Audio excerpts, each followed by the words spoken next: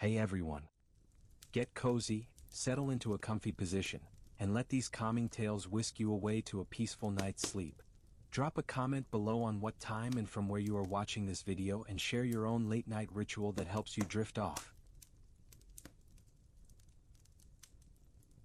In a tucked-away corner of the city, where neon signs buzz faintly and the streets pulse with the quiet energy of late-night wanderers, there's a small bookshop called Pages After Dark.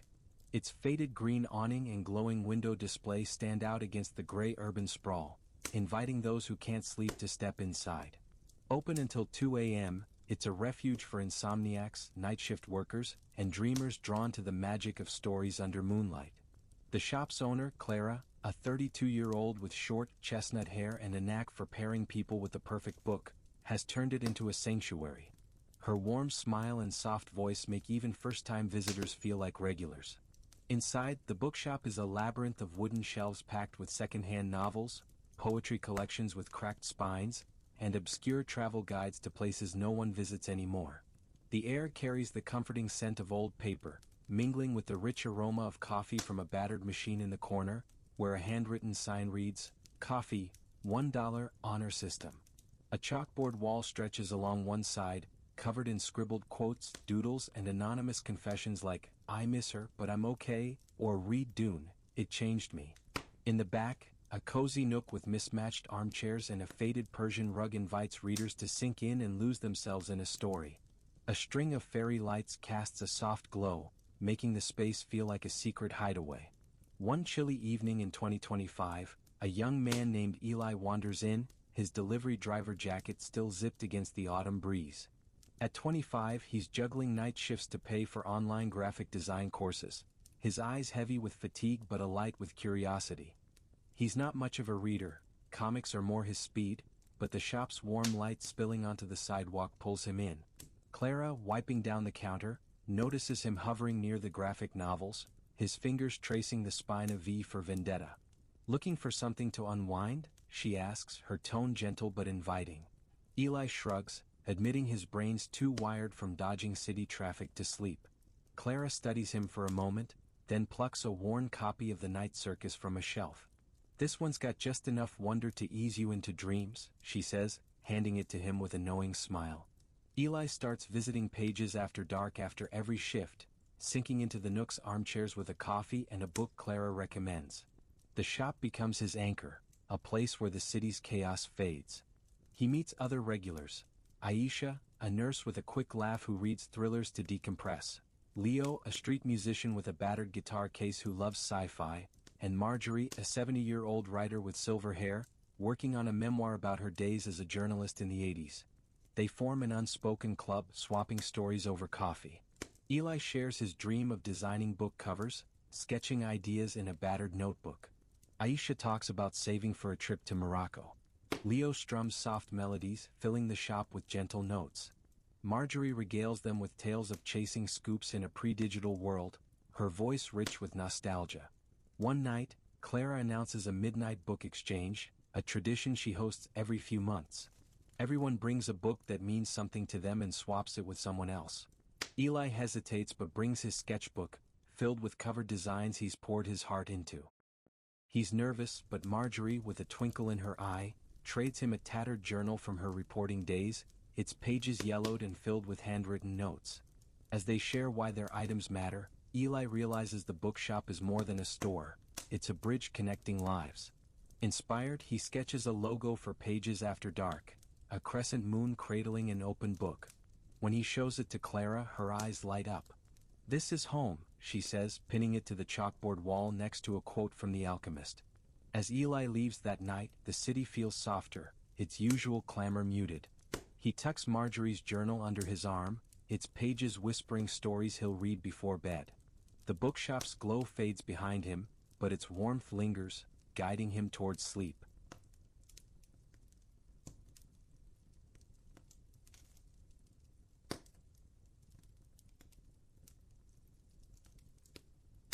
High above the city's concrete sprawl, on the rooftop of a modest apartment building, Maya tends to her garden.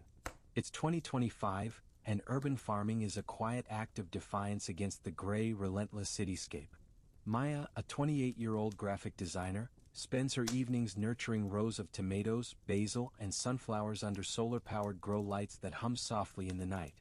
Her neighbors, mostly older folks and young professionals, think she's a bit quirky, but they eagerly accept the fresh herbs and veggies she shares at monthly building potlucks, where her pesto is a quiet legend.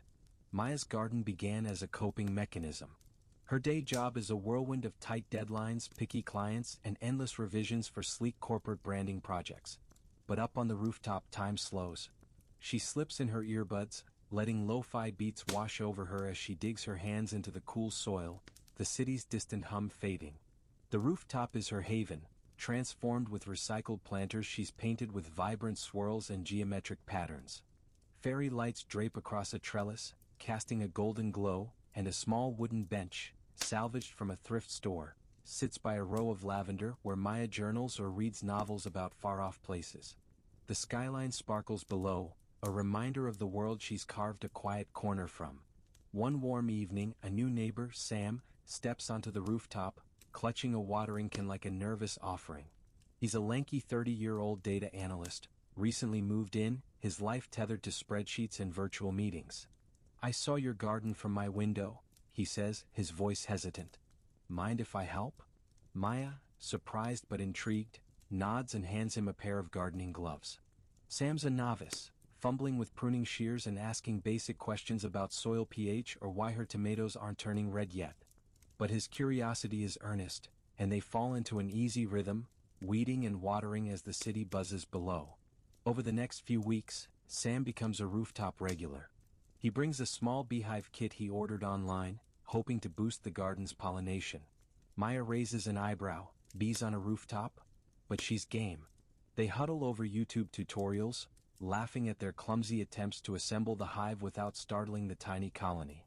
The rooftop becomes their shared project, a respite from screens and stress. They talk late into the night. Maya shares her dream of launching an indie design studio focused on sustainable brands. Sam confesses he feels unmoored, crunching numbers for a faceless corporation. The garden flourishes, tomatoes ripen, basil thrives, and the bees hum a gentle lullaby.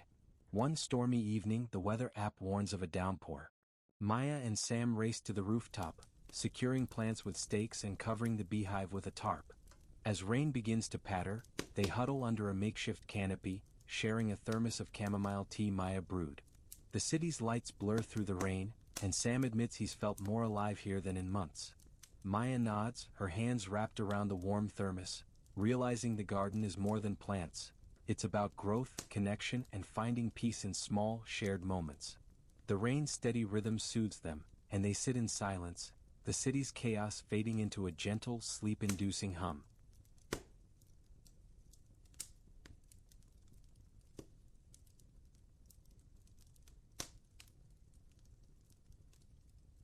In a sleepy neighborhood where shops shutter by 9 p.m., Luna's loaf glows like a beacon until midnight.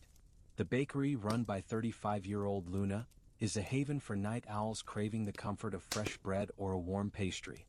Its storefront, with frosted glass and a hand-painted sign, spills golden light onto the sidewalk. Inside, the counter gleams with golden croissants, crusty sourdough loaves, and cinnamon rolls drizzled with icing. The air is thick with the scent of yeast, vanilla, and a hint of burnt sugar from caramelizing fruit tarts. Luna, with her flour-dusted apron and dark hair tied in a messy bun, moves with quiet confidence, her quick smile putting everyone at ease. The bakery's late hours draw an eclectic crowd. College students hunched over laptops, taxi drivers grabbing a quick bite, and artists sketching in worn notebooks. Luna knows most by name, remembering their orders: a rye loaf for Mr. Chin, a vegan muffin for Priya, or their stories. She's not just a baker, she's a keeper of secrets, offering a kind word or a free cookie to someone nursing a bad day. The bakery's walls are adorned with local art, swapped out monthly, and a small chalkboard by the door lists the day's specials alongside a playful prompt: write your favorite comfort food. One evening, a new face, Jamal, steps inside, his hoodie damp from a light drizzle. At 24, he's an aspiring filmmaker working as a barista, his dreams tangled in writer's block. He's been struggling to finish a script for a short film about the city's night workers.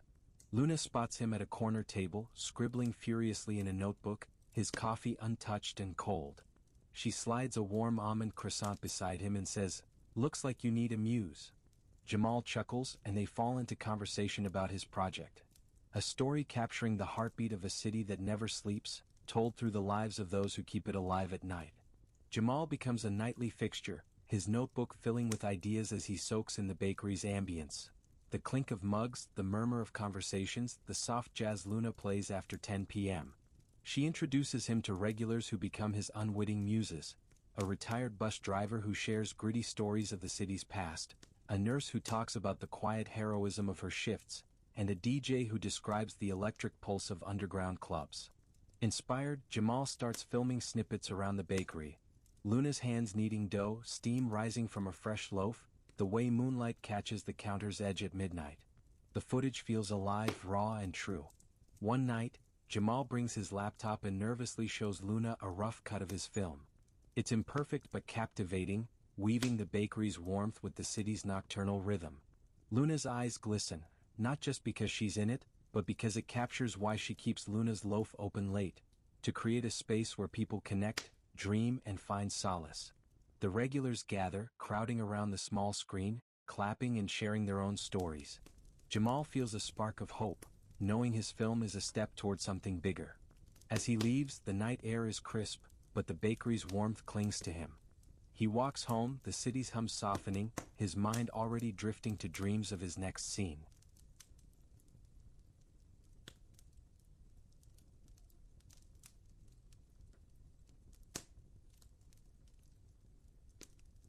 Tucked along a quiet street in a bustling 2025 city, where streetlights cast long flickering shadows and the occasional car hums past with a soft whoosh, the moonlit Fork Diner glows like a warm beacon. Its neon sign, shaped like a crescent moon cradling a fork, bathes the cracked sidewalk in a rich amber hue, drawing in those who roam the night.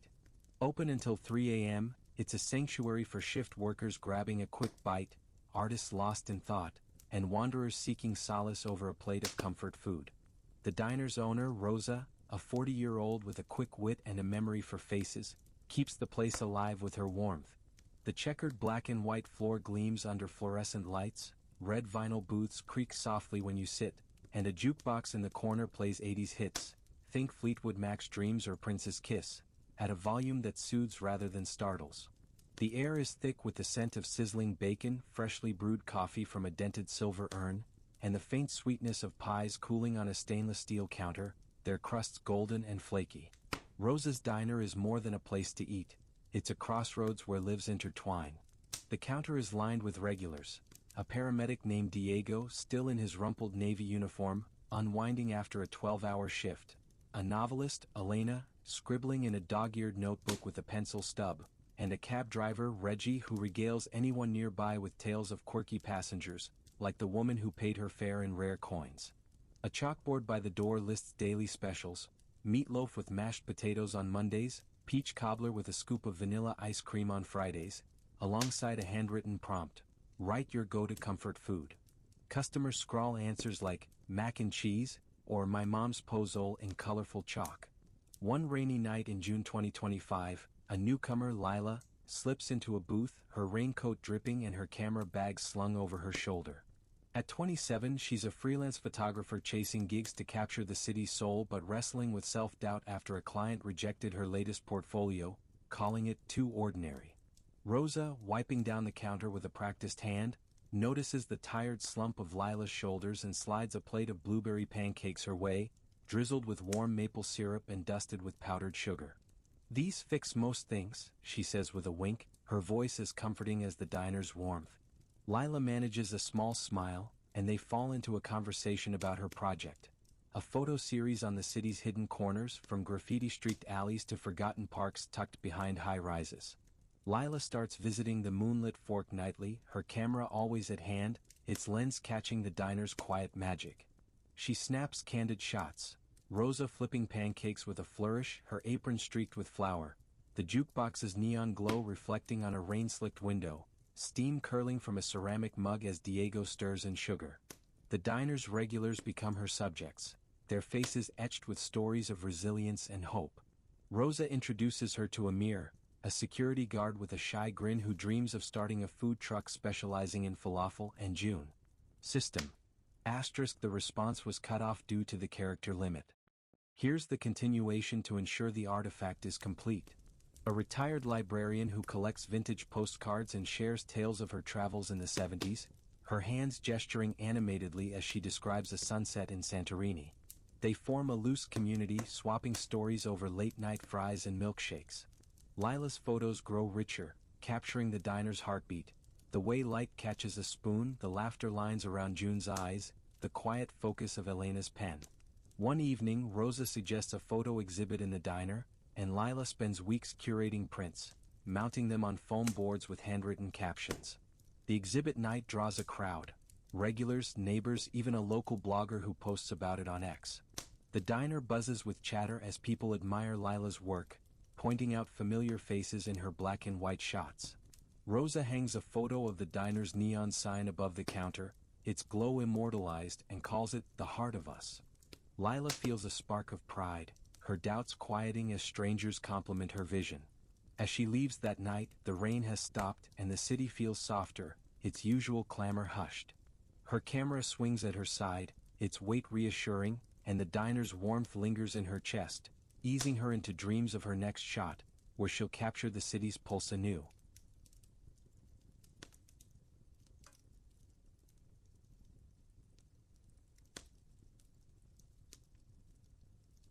Perched on a grassy hill overlooking the city's twinkling skyline, Stellar Haven is a small observatory with a weathered silver dome that glints under the stars.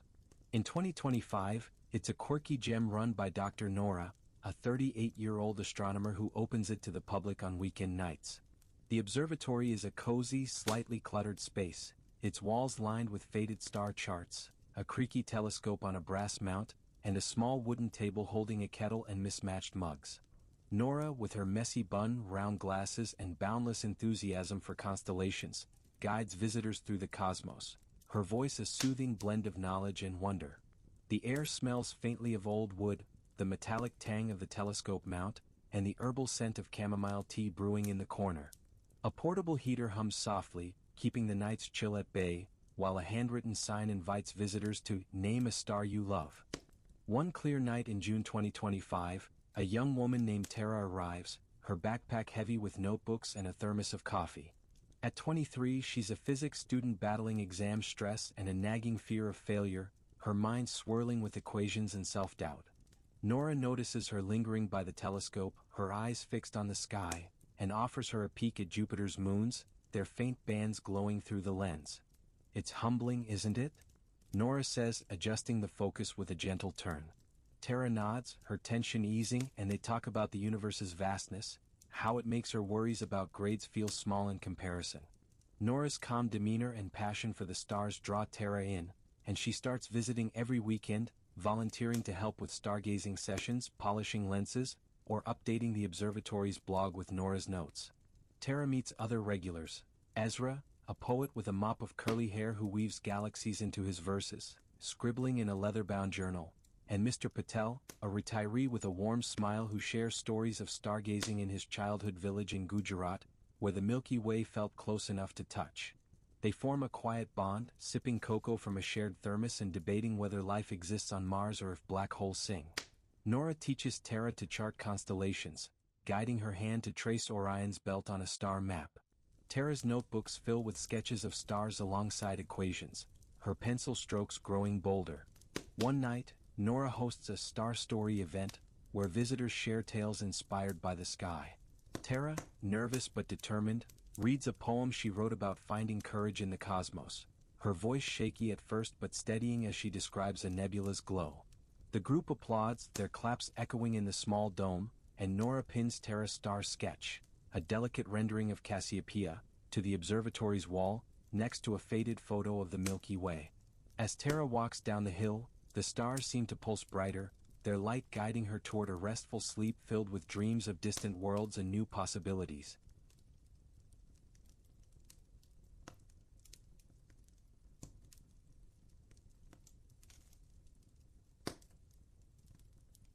In a cozy corner of the city, where brick facades meet ivy-covered walls, Whisper Brew stays open until 1 a.m., its steamed-up windows glowing with the promise of warmth. Run by 33-year-old Elise, the cafe is a sanctuary for those seeking quiet in 2025's relentless hustle. The interior is a haven of plush armchairs upholstered in earthy tones, wooden bookshelves stuffed with well-loved paperbacks, and soft acoustic music. Think Norah Jones or Iron and Wine, drifting from a small speaker tucked behind a potted fern. The air carries the rich scent of espresso, the floral notes of chamomile tea, and the buttery aroma of freshly baked scones cooling on a wire rack. Elise, with her braided hair and calm presence, moves through the space like a quiet conductor, knowing her customers' orders and moods by heart. A chalkboard near the counter lists specials like lavender latte or maple pecan scone, alongside a prompt, "Share a book that changed you." One night, a writer named Owen enters, his laptop bag sagging with unfinished manuscripts and a tangle of charging cords. At 29, he's wrestling with deadlines for a novel and a fear that his words will never resonate. Elise, wiping down a table, sets a lavender latte by his side, its delicate aroma rising in soft curls. "This one's for clarity," she says with a gentle smile, her eyes catching the fatigue in his. They chat about his story, a tale of a man rediscovering his purpose in a chaotic city, and Owen feels a spark of inspiration, the cafe's calm seeping into him. He starts coming nightly, writing in the gentle hum of clinking cups, murmured conversations, and the occasional rustle of pages. The cafe becomes his refuge, its soft lighting and warm drinks grounding his scattered thoughts.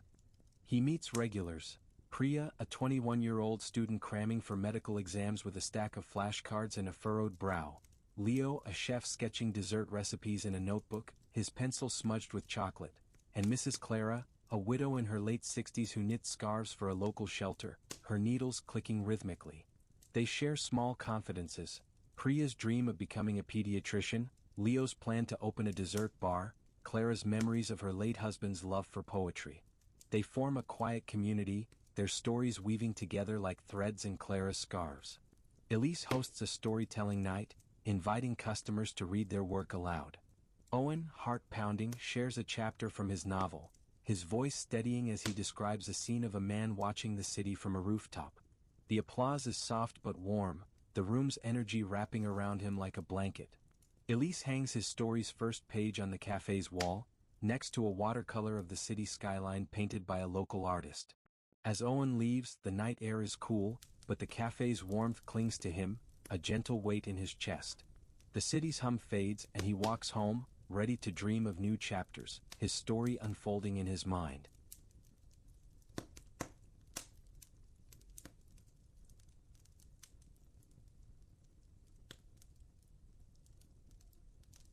Nestled in a narrow street where old brick buildings lean close, their facades weathered by decades of city rain, the Lantern Nook is a tiny library that stays open until midnight, its frosted windows glowing like soft beacons in the 2025 urban sprawl.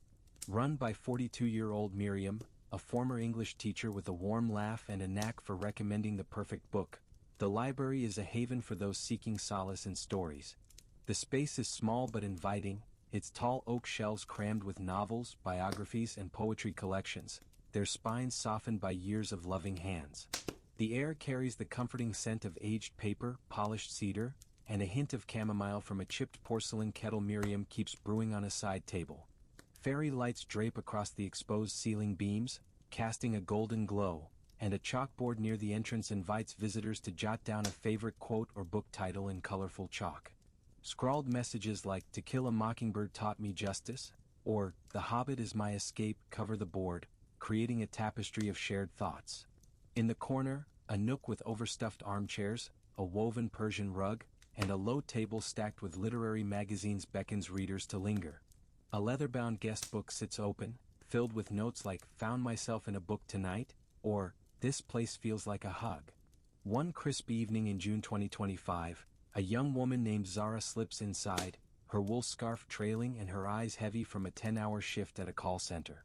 At 26, she's studying part-time for a literature degree, but the grind of answering endless customer complaints leaves her mind foggy and her spirit drained. Miriam, shelving a stack of novels with a quiet hum of an old folk tune, notices Zara's hesitant browsing near the poetry section and approaches with a worn copy of The Secret Garden. "This one's like a warm hug," she says, her voice as soft as the library's glow, her silver earrings catching the light.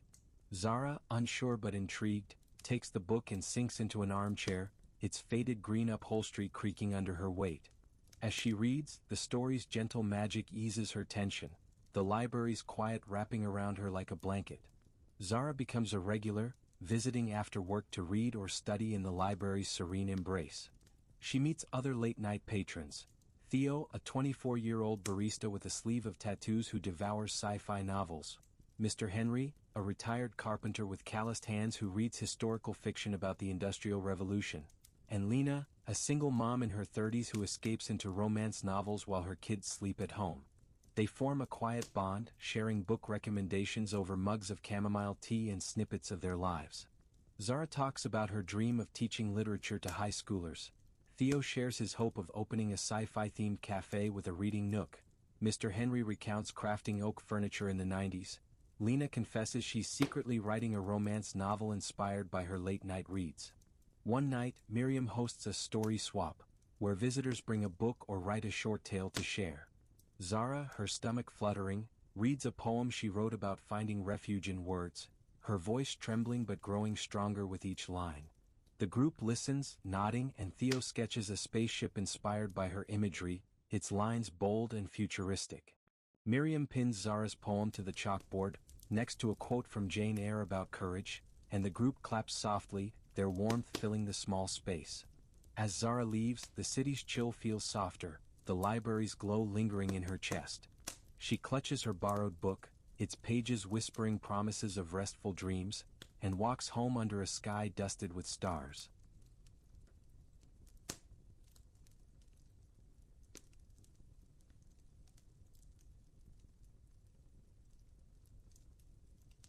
On the flat roof of a low-rise apartment building, where the city's skyline sparkles against the night, Skyline Screen is a makeshift outdoor cinema that lights up on weekend nights in 2025.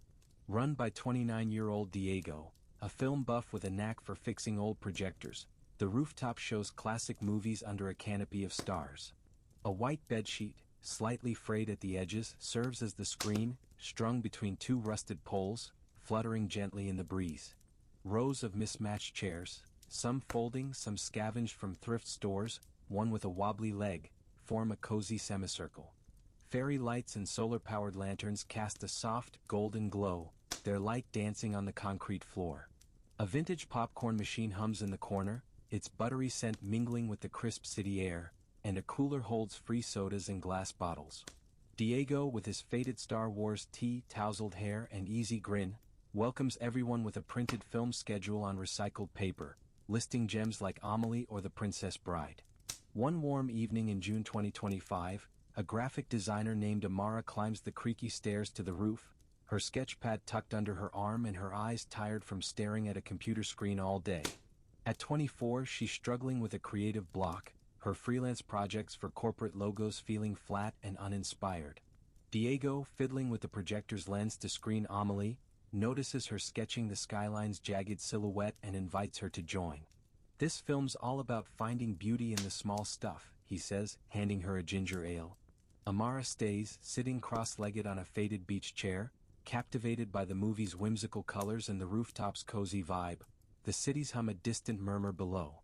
Elara starts attending every screening, her sketchpad filling with scenes from the films or quick portraits of the crowd, Diego adjusting the projector, a child sneaking extra popcorn, the skyline framing it all.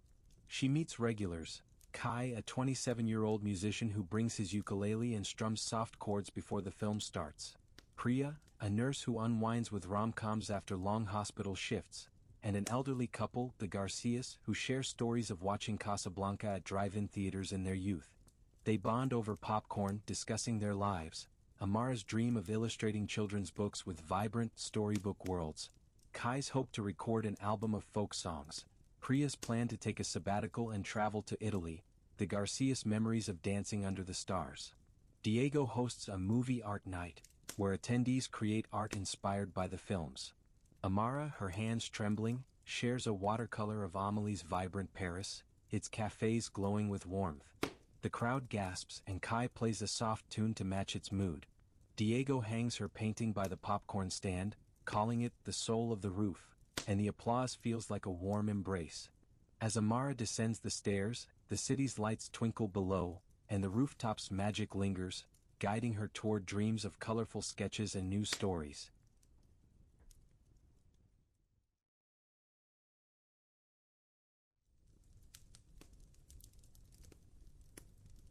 In a cozy alley where shop windows dim early and cobblestones glisten under streetlights, glow and thread stays open until 11 p.m., its warm light spilling onto the pavement like a quiet invitation. Run by 36-year-old Hannah, a textile artist with a quiet passion for creating, the shop is a haven for crafters in 2025. Shelves brim with skeins of yarn in jewel tones, fabric scraps and patterns from polka dots to paisley, and jars of glittering beads. Work tables hold sewing machines, embroidery hoops, and scattered spools of thread, while the air smells of lavender candles flickering in glass holders and the fresh, clean scent of cotton. Soft lo-fi music hums from a small radio, its volume low enough to let conversations flow.